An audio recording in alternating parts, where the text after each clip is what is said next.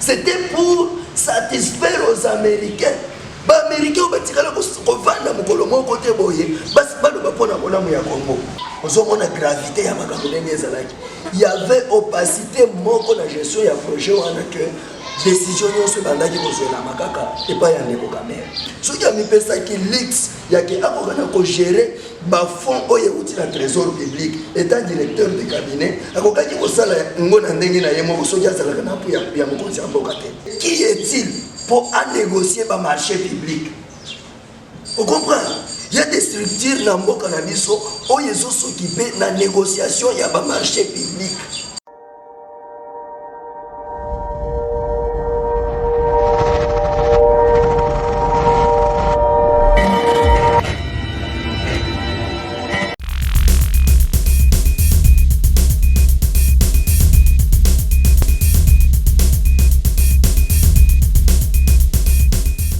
Bonjour mes très chers internautes de 0001 Monde News TV. Bienvenue dans votre émission, à votre avis. Alors, présenter toujours Nangamoko Joël Ngando, jeune pro, journaliste moko ya Keti, donc à côté Simba Mekara Nyonso. Donc, oui, que Boil Malam encore na abonné biso nyonso ba partenaire na biso nyonso ya 0001 Monde News TV. Merci à toi mon boss et Kizo Malanda parce que tu as encore confiance. Malgré repos, puisque qu'on confesse tout continuer Burundi car ils allaient comme on veut dire que non. Merci na yo pe maman na biso Judith na biso boton di mingi pour couper ça ko papa biso kize ba na courage ya ko benga biso du pour que musala et que liboso toza na invité na biso na kati ya plateau na biso l'autre ko bete solo ya politique. Donc makambo ya film uti ko leka na Congo non film ya Nicolas Vital Kamerhe azamoko ya ba président moko ya ba papa ya biso ya Congo ba sima ya politique. Tokobeta histoire na ye ndenge ya kota ki prison na ndenge pe ya prison na mona moka Martin toko découvrir yango ensemble to prêt pe meni invité na biso. Bonjour mona moka Martin. Bonjour papa Joël. To se biso comme on a kati ya émission na biso. Merci beaucoup ngane na sepeli koleka pour penser lisusu na biso to ya okabola makanisi. OK, merci beaucoup. Ndenge bali kubaninga ba susu boye batali aussi kaimba yeba kombo ba mona musana osala kanina kati ya mbuka na biso ya Congo. Wewe ngana benga mina kombo ya Martin Muzodi. Nazali congolais, nazali analyste politique. Oyebita nyonso to mekaka ko lobela makambo etali mboka na biso parce que zaka kamboka moko tozana yango soki totiki yango moyen ko zalate. Merci beaucoup mon amour. Loko to benga na kati ya plateau na biso. Population ya monde et puis pourquoi pas la République démocratique du Congo bazo ko mitu na ba question. Situation de konabiso papa na biso Kam Vital Kamerhe. Écoute il na yepé bimenaye. Bete seulement ils sur votre avis. Ni c'est pas ça qui pour que à côté na kati ya prison.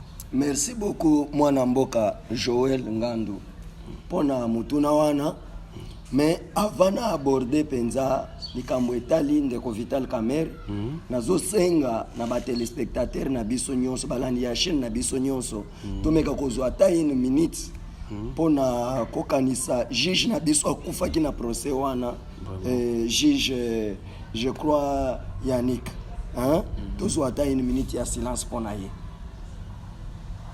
to tondi bino papa likambo wana ezosala pasi mingi. Ngai na bengi yango procès. Ngai na bengi yango théâtre de chez nous. Ezalaki théâtre skoyo série wana esili. Je crois ndeko Kamerhe bakangaki ye pona détournement ya ba bien public na corruption aggravée po yango wana nde ezalaki babiloko oyo bapesaki lokola makambo ya mabe asalaki po bakanga ye. Mais ndeko wana il y avait tango ndeko Tshisekedi a accédé na pouvoir, il y avait un gouvernement en place oyaye kokuta. Bien que c'était un gouvernement démissionnaire, mais oazalaki na mission ya ko assurer ba affaires courantes. Ozomon tango bandeko bakomi na bokonzi, ils avaient institué projet na bango ya 100 jours.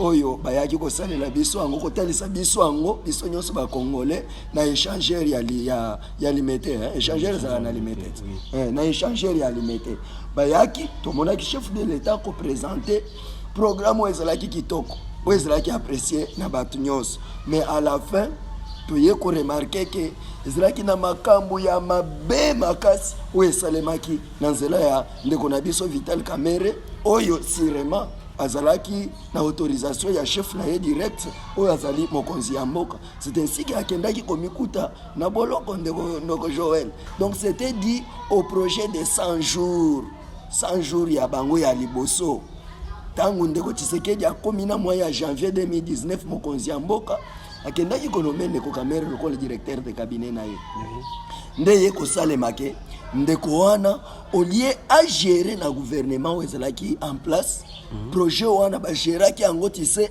sans associer même le ministre du budget. Ozomona gravité ya makambo ndenge ezalaki. Il y avait opacité moko na gestion ya projet wana que décision nyonso ebandaki kozwela makaka epai ya ndeko Kamerhe. Nyonso ezalaki finance et il ne demandait même pas l'avis à ministre ya finance abazalaki ko informer un directeur de cabinet oyo aza censé ko gérer ba affaire ya chef de l'état. Vous comprenez? Oyo aza président aza mokonzi ya gouvernement mais il s'était donné le luxe ya ke abanda kozwa ba décision oyo esengeli gouvernement azwa ye directeur de cabinet azwa yango. Omoni sika mbebe eyelaki. Alors il fallait construire au moins 4500 logements sociaux. Il y a des militaires, na mboka na biso. Et on avait dépensé, il fallait qu'on sorte 50 000 dollars. Non, normalement c'était 57 000 dollars. Millions plutôt, millions de dollars. 57 millions de dollars au Sénégal qui ebima pona projet wana ya logement ya banani. Et mbongo wana réellement de konanga yo za journaliste, oza muto yo osala ba investigation, sala mbongo wana ebima bongo. Imaginez-vous un directeur de cabinet qui peut faire sortir de la banque centrale d'un pays plus de cette somme-là, sans qu'il y ait l'approbation ni du ministre du budget, ni du ministre des Finances. Vous trouvez ça normal? Mais ça là qui pour Samboka na biso ya non, écoutez, ndeko na ngai. Kopesa nga kanda ne bandélité. Kobongisa mboka, ça ne veut pas dire qu'il faut sortir na ba norme o eza préétabli. C'est ça le problème. Mais moi na Martin. Si la personne qui l'espace c'est Vital Kamerhe, on comme ça somme ya bon, on a même plus que yété. Non, écoutez, ndeko Joël. Omoni ngai na lingaka te obanda ko comparer nga na bato wana. Ne te pèse ça parce que on l'a passé là qui est. Yango na zoloba. Et puis je n'aime pas souvent parler des individus. Oui, mais si on en parle c'est parce qu'il y a un problème qui avait affecté notre nation. Si j'étais à la place de Vital Kamerhe, la première des choses où il na sala ndeko journaliste ezalaki ya kolanda lo lenge mobeko et lobby en matière financière. Vous comprenez? As un économiste, attanga gestion financière, attanga gestion de la finance publique, il a étudié ça. Vous comprenez? Et c'est la chaîne il y a dépenses, et c'est la autorité budgétaire, nini nani sengeli autorisé nini ministère ya budget, pouvoir na ye zo banda wapi ezo suka wapi, ministère ya finance ezo banda wapi ezo suka wapi, pona kokoma tino na suka na banque centrale et pas ya ba comptable. Vous comprenez? Kamerhe enseigne ses histoires, Kamerhe connaît bien ses histoires. Mais parce qu'il voulait se faire un petit Dieu à côté de Félix Tshisekedi, c'est comme ça qu'il s'était donné le luxe. Il y a aucun non, à quel pas décision, il y a makasi bo epona mboka, quand bimisa misolo ebele d'une manière unilatérale. Ça qui a consulté bateau baza na monopole, il y a kobimisa mbong. C'est ce qui a amené à tous ces désordres que nous avons décriés. Aux hommes. Il y a un désordre. Et ça, ce sont des choses que nous devons condamner dans notre pays. Pour que prochainement, quand vous êtes directeur de cabinet, on sait que Ozawana pona kosunga mukonzi mboka. Ozawana te pona ko gérer gouvernement. Chacun doit connaître et si ka pouvoir na ye bandi psika ezui. S'il faut que kota na ba parti ya pouvoir ya bato mosusu, ça ne sera pas une bonne chose. C'est besoin qu'il t'ait la budget ya musala ya 100 jours, na budget abimisi balanite. Ndeko nanga, ngai na yo, vous comprenez? Na ba congolais nyonso, na international mobimba parce que 001 Monde News alandamaka na monde mobimba. Vous comprenez? Je crois procès ya ndeko Kamerhe ezalaki procès teke babandaki kosala ngo na coulisse te eza procès oyo elekaka na télévision nationale. Mais appuie pas ya bato bazaki contre Parce que moi, je suis génial, on va comprendre des visions il y a 100 jours. Mais pourquoi toujours vous attaquez M. Vital Kamerhe? Ceux qui vont attaquer Vital Kamerhe, na uti olobangwawa. Et ça pour Vital Kamerhe, azalaki ministre ya budget, azalaki ministre ya finance pour autoriser sortie à fond na caisse ya l'État. Vous comprenez? Procédure wana ndeko wana yebi yango malamu. C'est pourquoi il a été condamné. Et qui est-il pour négocier le marché public? Vous comprenez? Il y a des structures dans le Canabiso où ils sont s'occuper de la négociation il y a le marché public. Ce n'est pas lui le directeur de cabinet qui doit faire ça. Tu comprends? Ce qui est dans le ministère de budget, il y a tout un cabinet du ministère de budget. Et ça, il y a une cellule Mubimba, il y a des gens qui na ba marché public. Vous comprenez? Ce sont eux qui ont ce monopole. Il y a quoi étudier au nom de l'État congolais, ba makamunyo et sali passation il y a ba marché public. Est-ce qu'il avait fait ça? Non. Parce qu'il n'avait même pas consulté le ministère du budget. Parce que début, il y a procédure, il y a sorti à fond dans le trésor public et dans le ministère du budget. Lui avait sauté ça. Vous comprenez? C'est ça le problème. Il y a un problème yangoana. Bon, généralement, la personne a été tortée. Parce qu'un directeur de cabinet agit pour le compte de son chef directeur qui est le président de la République. Tu comprends?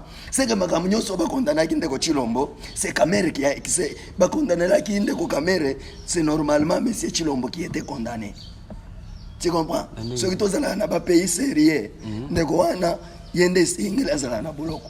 Mais qui peut expliquer? Nandenge nini, écoutez, directeur de cabinet, azaneti mwana musala na yo ozwi na ndako yebisi ye lambelanga eloko boye ya azwi kaka lambi ndenge yo peseli mitindo ya azalaka wana uniquement pona ko répondre na ba mitindo ko uta epa ya président de la république ministre moko ta ko pesa injonction ye ordre akozwa nyonso akosala ngo pour le nom et dans le compte du président de la République. Voilà pourquoi j'ai dit ce qui a mis pesa qui lix ya ke akokana ko gérer ba fonds oye uti na trésor public étant directeur de cabinet akokaki ko sala ngo na ndenge na yemo ko soja sala kana pu ya mokonzi amboka te. Tu vois pourquoi j'ai dit ça? Yango wana ndeko Joël. C'est ça. Merci beaucoup, Bozola Nakoma, moi Namboka, Martin, Azoko. Découvrir Azoko, la vie sur la vérité au mythe et baraté. Mais là, ça se passe parce que une partie politique qui est contre M. Vital Kamerhe depuis le début. Donc, profiter d'une erreur pour le bilan à 100%. Mais or, M. Vital Kamerhe a boulé depuis le début. Tilelo, malgré Mabambongo, pourquoi pas Bozola Bola, on a été toujours calme à Bénaïne comme il y a un décision à M. Vital Kamerhe. Ndegoranga, Tiko Segisanga. Nakoki otuna yo mutuna soki nazalaka ke nazana esika na yo po yo ndo zana monopole ya kotuna mituna ndeko Kamerhe, n'est-ce pas? Lelo référence nini ya malamu oya tiki na mboka na biso awa tomoni baba sacrifice apesi tomoni bana oya apesi batanga ba classe tomoni baba ndako apesi bato basala misala basala misala on a découvert beaucoup de choses pour na monsieur ndeko tozolobela procès à 100 jours ya ndeko Kamerhe. Toujours contre organiser émission mosusu soki olingi to kota en détail ya mabena bolamu ya ndeko wana okomona que ce sont des gens qu'on ne peut même pas saluer en cours de route. Vous comprenez? Okomona que ce sont des gens na benga bango nyonso les politiciens de première ère ba koliti ya ba impérialiste. Ce sont les gens de mauvaise foi qui n'ont jamais aidé ce pays pour se développer. Jamais.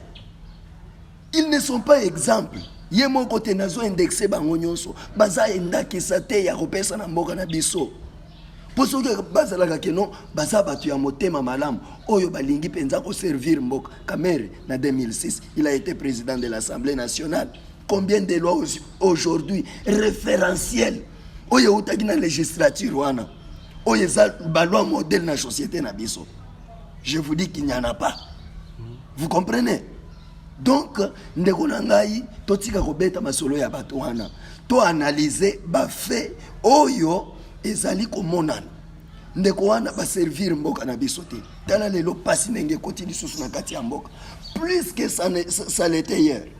Osomon Tout ça pourquoi? Parce qu'à l'origine, cette personne de Camere, n'est-ce pas, a organisé mafia politique. Il a été condamné pour ça. Le détournement de biens publics. Mais aujourd'hui, on est surpris d'apprendre que Ndekouana za libre, zo tambola logola batunyos. En tout cas, ça révolte. Et ça la motema passi. De la façon dont il a été condamné publiquement, et tout le monde avait vu que cette personne-là n'avait pas été innocent dans cette affaire-là. Moi, je Martin toujours qui est bon, le bango yango na biso to moni ki wek na kanda. Donc toujours ko malé mbe. On a pesi mbot na muta communiquer un message Mystère David de Mouya Tiba depuis Dubaï. Ba lui qui soit na lati boye, c'est Mystère David de Mouya Tiba depuis Dubaï. A pesi mbot to dans émission. Moi na Martin Muzoli. Tout qui n'engo défendre, n'engo pesi mabe oya Monsieur Vital Kamerhe. Attaque bino ba combattant. Bukangela ki pona situation ya mbongo. Mais les lombons ils ont quitté. D'accord. Yayi omoni na senga ki na ba landi na biso nyonso to garder silence pour ndeko juge ya kufaki na procès wana. Il a été assassiné parce que abandaki kotalisa bosolo ya lolenge misolo wana esalemaki. Ti lelo bayebisaki biso ke sengelaki batonga na utaki olobango 4500 logements sociaux. Ti lelo na yebite aux journalistes, mais quand otambola ta mususu yokoki komona esika bandako wana ezali. Mais je vous dis que l'argent pour financer babiloko wana ebimaka. Lelo bazobetela biso masolo, oh mususu eza na port ya Dar es Salaam, oh mususu ekenda soki na Mbushimani, oh mususu boy. Biloko moko eza très flou. On se comprend. Mais je vous dis que c'est bon monter sur Pepe Nerer. Mais oui. Parce que les lots au télémi pour la situation à M. Vital Kamerhe. Mais tant que nous avons un vrai combattant, au babani comme le début jusqu'à la fin. Mon amour combattant tout de suite comme on a eu dans terrain. Non, nego. Omoni ceux qui ont landé malamu, batoyo, basala kabolamu mingi. Hein?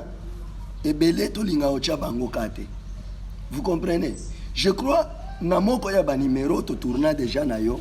J'avais essayé un peu de parler de moi, mais je n'aime pas souvent parler de moi. Tu comprends? Na ko sepele yonde osaboye parce que tu es quand même parmi bato yo bando ko invité nga oyo yebinga déjà un peu malam. Vous comprenez? Ngai na so sala course na mutute. Vous comprenez? C'est que je veux que ma kambo tambola malamu na mboka na biso. Ozomon que toi assister na théâtre ou toi assister qui na procès à 100 jours ou esali que ndeko Kamerhe aken talanan procès bandi et s'il ba condamné mutu pendant 20 ans.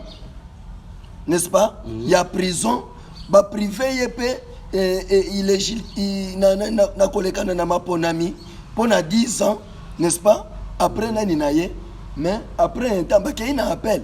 Bakendaki na appel wana eza droit ya mutu nyonso ata yo soki ba condamné yo, n'est-ce pas? Okoki ko kende pe na appel po bakokana ko alourdir peine na yo to ba akite yo. Ozomon akendaki na appel. Tu sais ce qui me fait mal tant bakendaki na procès wana appel.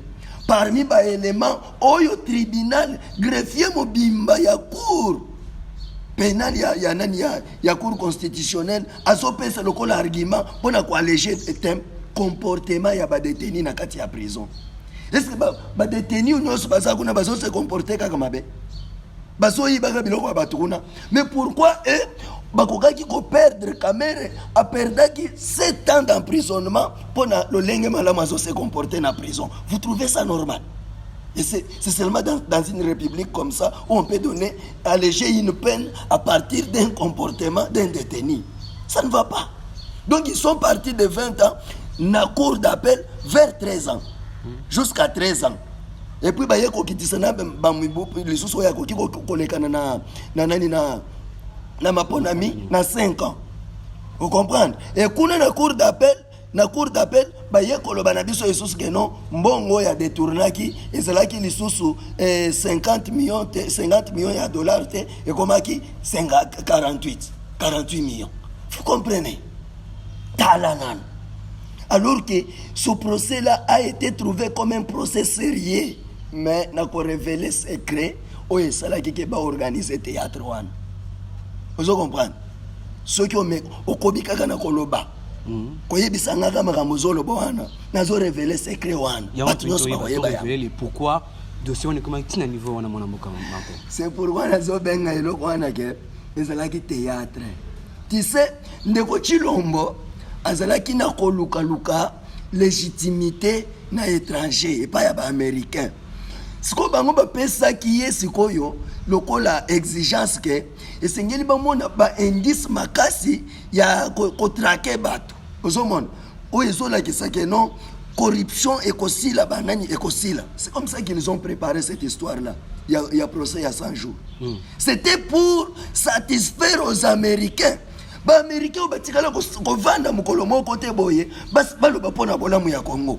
Mais pour satisfaire leur appétit, Ndeko Tshisekedi a organisé un procès pour lequel quelqu'un a été condamné, un procès pour lequel toyebi ke musolo ebimaki na libenga ya l'État. Vous comprenez? Mais prends encore toutes les charges qui ont été prises pour organiser le procès wana. Kofuta banzusi. Kofuta batu nyonso bazalaki wana kosala musala wana. Kofuta télévision nationale. Bato bazosala na télévision nationale. Misolo ebimaki combien pour na procès wana? Mais nyonso wana pour préparer kaka théâtre pour que mutu moko azala reconnu na communauté internationale. Vous trouvez ça normal? Nous sommes dans quel pays là? Bande konangai. Mboka eyu eza mboka na biso. Je l'ai toujours dit que eza bato to pesi poste ya responsabilité ndeba ko memela biso bolamu na mboka te. Soutien na yo, soutien na biso nyonso nde ko sala ke mboka na biso toko kana ko évoluer malamu. Voilà pourquoi ndeko na ngai, hein? En tout cas, eza pasi mingi bande ko wana basali makambo oyo ezala gate. Procès wana ezalaki théâtre. Théâtre ba organisaki pona ko se satisfaire na lingi na annoncer yo boy comment mukolo alelo tozana yo oyo ka mikolo mimba leo tango bazo sala remaniement ndeko kamero wana koma premier ministre na mboka na biso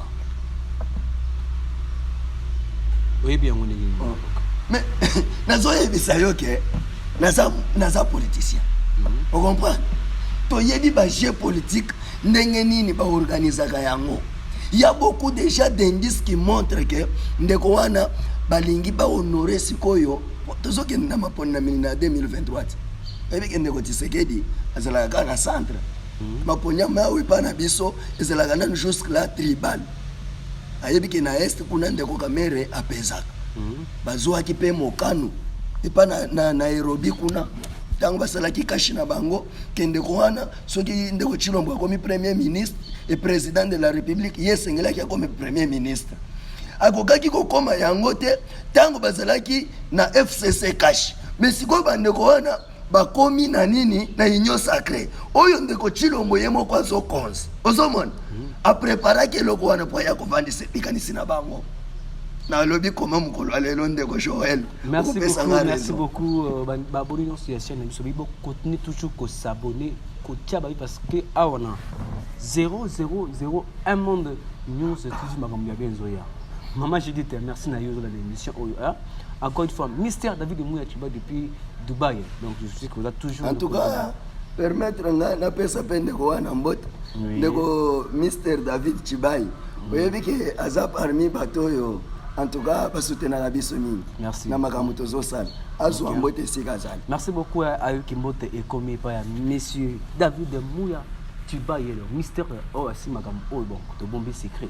Tous avons un sujet tout le blabo tous donc on a sujet na biso ya bukolelo mabuya Messi Vital Kamerhe le papa mon mboka Martin Fayulu et mon mboka Martin Muzodi Messi Vital Kamerhe a mis en prison et tout qui a eu ko tambola ko visiter ville Kinshasa mobimba lobi na cortège présidentiel bolobi ils ont chance présidentielle pour na yo à votre avis papa ya sujet wana ndeko na lobi ezande fait ya film oba organisaki. Vous comprenez? Yango atamboli ko lakisa que non, nous avons triomphé. Vous comprenez? Et ça fait un film. À ce pays déjà pour comme premier ministre. Vous comprenez? Mais makambo neza malamu te. Tozala na makambo eza sérieux. Comment banzuzi mobimba bakoki ko organiser eloko oyo to bengi théâtre. dans une nation comme la République démocratique du Congo. Ça, c'est se moquer même de ce peuple. Oh, bah, c'est pas légitimité. Mais c'est ça, j'ai les politiciens. Parce non, que nous autres oublions plus les Congolais. Non, au lobby parce que, comme il y a ceux qui ont la place, c'est Vital Kamenge, ça je ne peux pas agir comme ça. Tu comprends? Mais il n'y a rien qui prouve que nous avons agi comme c'est la vérité. Naïbio parce que vous n'avez pas besoin, mais c'est Vital Kamenge. Vous en avez posté, vous en avez combien de temps? Au moni Sokio, au messana déjà koyiba nanzungu ya mer na bino. Et si kanyo soko kendo koyiba. Si au messana koyiba nanzungu ya mer na bino te. Yo kanisi mutu nyonso ni présenter émission. Mais n'oublie pas que Vital Kamenge azana ba bien naïe abandakala, azana ba budget naïe abandaka ba vie naïe politique depuis longtemps. D'accord. Aïe politique. D'accord. Ce sont les gens qui se sont enrichis derrière la politique. Non, aïe politique, c'est pauvreté. Papa, il était rebelle. Tu comprends? Bon, il y a ce gouvernement. À quoi les services na ba entreprise à ça là, mon tata na ya sala kinango, maman na ya sala kinango, o ya hérité. Bazanango, ba quoi les services? Tika. Azana yene loko autant nango pa na bangote. Ils ont eu tout l'argent là, dans la rébellion Bassali, ils ont pris les minéraux à l'est, ils ont volé les histoires de la nation.